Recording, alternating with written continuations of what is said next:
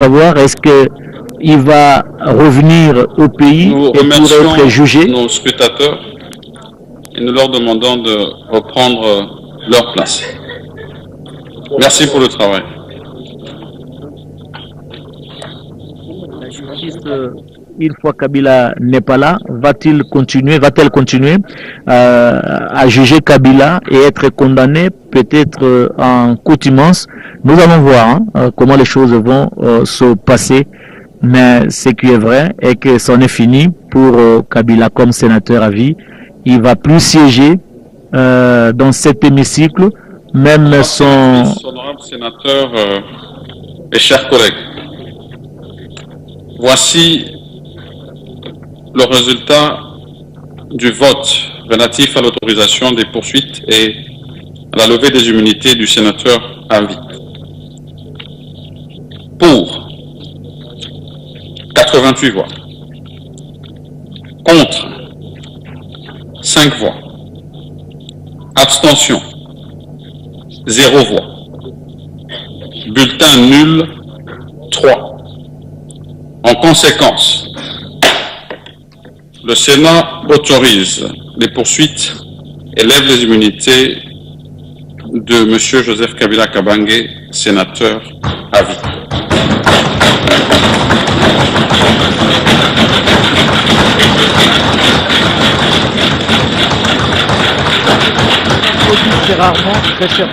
Honorable sénateur et chers collègues, à présent je demande à l'honorable rapporteur de donner lecture de la résolution relative au vote que nous venons d'exprimer. Son chevalier et qui est devant son siège et il ne va plus siéger ici. Il faudrait peut-être attendre les jours à venir. Peut-être qu'il bénéficierait de la grâce présidentielle, qui sait. Mais en tout cas, c'en est fini pour cette fois.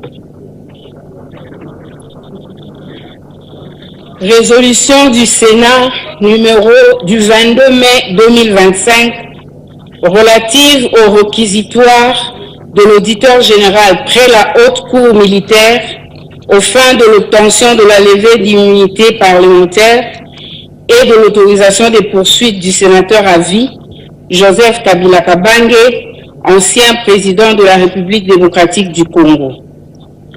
Le Sénat, réuni en séance plénière du 22 mai 2025, vu la Constitution, spécialement en ses articles 100, 104 alinéa 7 et 107 alinéa 1 et 2, vu son règlement intérieur, spécialement en ses articles 4, 5, 223 et 224, attendu que par son réquisitoire numéro AG/0448/2025 du 30 avril 2025, l'auditeur général près la haute cour militaire a demandé au Sénat, sur pied des articles 104 alinéa 7, 107 alinéa 2 et 153 de la Constitution, la levée des immunités parlementaires et l'autorisation des poursuites du sénateur à vie, Joseph Kabila Kabange,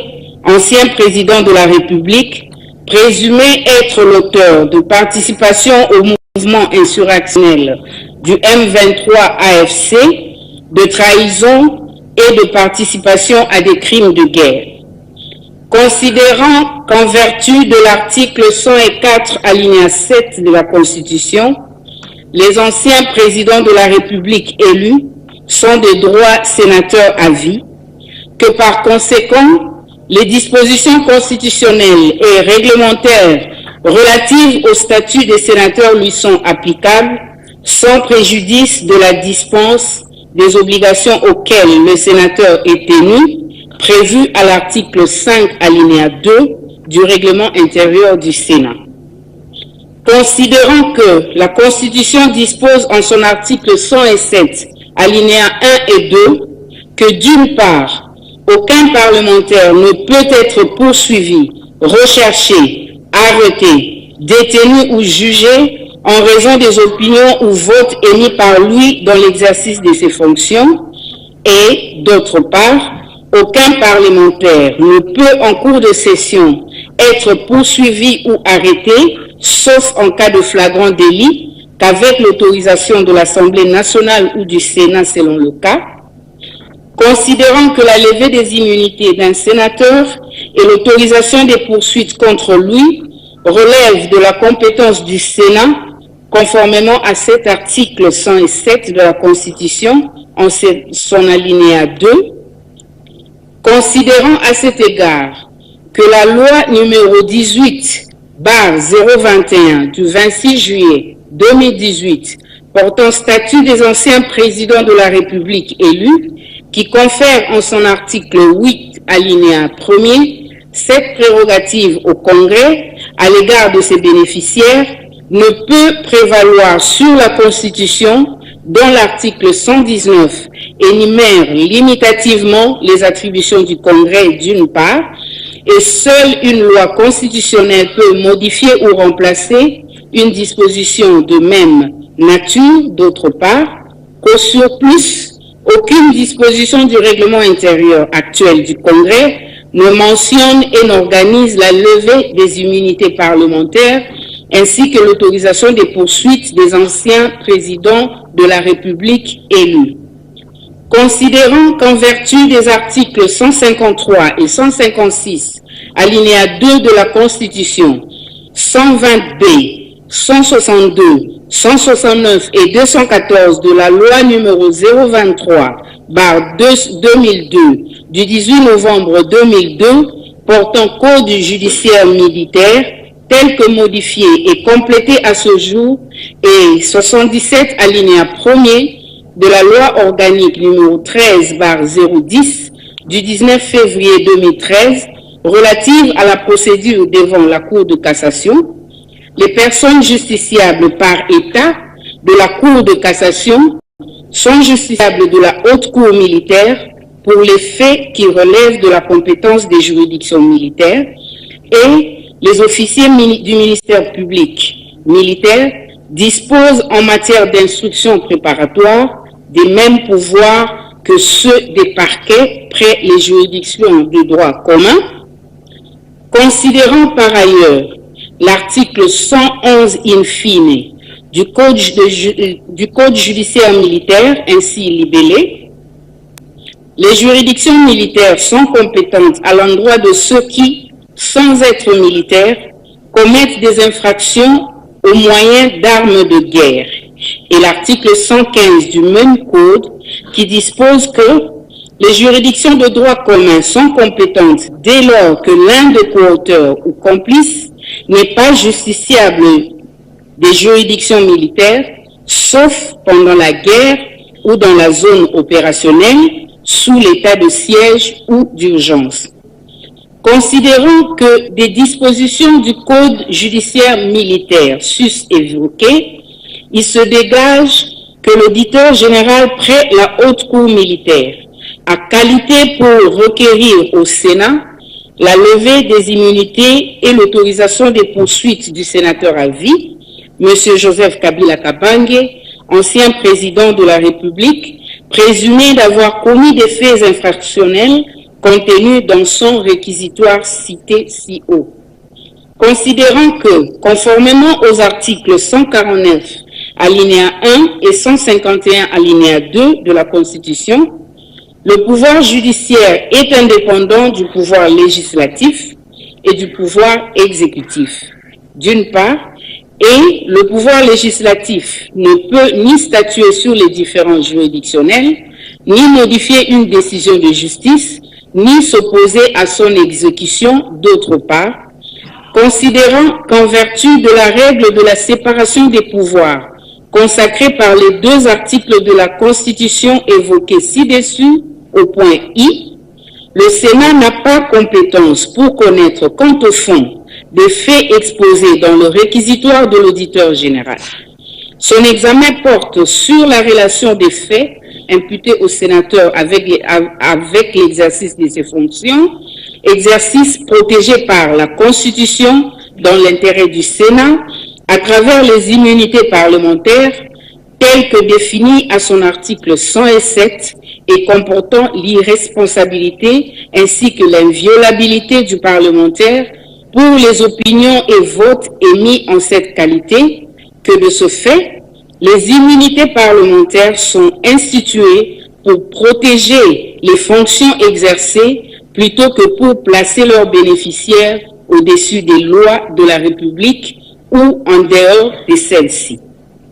Prenons acte de ce que, quoique régulièrement invité à présenter ses moyens de défense et sa version des faits à la commission spéciale conformément à l'article 224 du règlement intérieur du Sénat, par la lettre du président du Sénat, numéro 503/CAB/PDT/Sénat/DMO/PK/2025 du 19 mai 2025, lui déposé à son domicile 6 sur avenue Ouganda, concession GLM, commune de la Gombe à Kinshasa, par maître Bokimi Bale Moïse, huissier de justice assermenté, officier public et ministériel près la cour d'appel de Kinshasa-Gombe, le sénateur à vie Joseph Kabila Kabange, ancien président de la République, n'a donné aucune suite à cette invitation.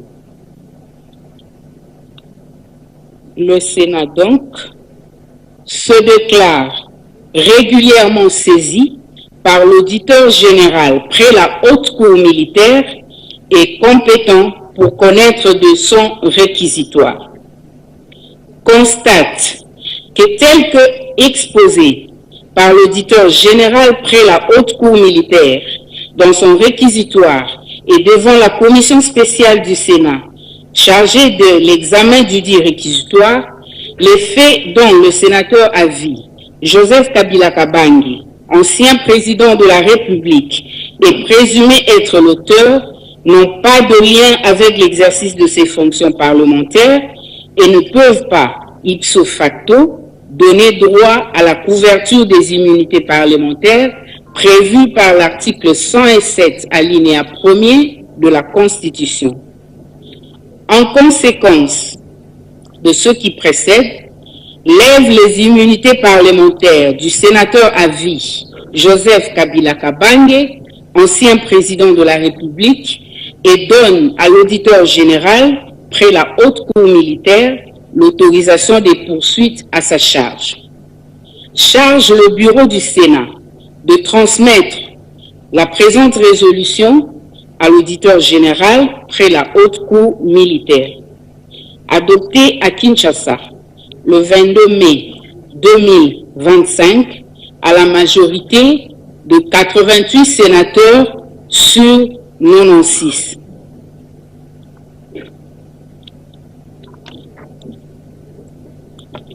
Merci, honorable rapporteur. Honorables sénateurs et chers collègues, cette résolution, adoptée conformément à l'alinéa 7 de l'article 224 du règlement intérieur, sera transmise à qui de droit. Honorables sénatrices, honorables sénateurs et chers collègues, nos travaux de ce jour touchent à leur fin. Il ne reste plus, bien sûr, qu'à vous remercier pour la participation à cette plénière historique et dont on se souviendra encore longtemps. Et comme d'habitude, vous demandez de rester disponible pour la République et à l'écoute de la rapporteure pour notre prochaine plénière. Que Dieu nous garde et nous bénisse tous. Merci à tous, la séance est suspendue. A raison de le dire, Joseph Kabila Kabange, premier sénateur à vie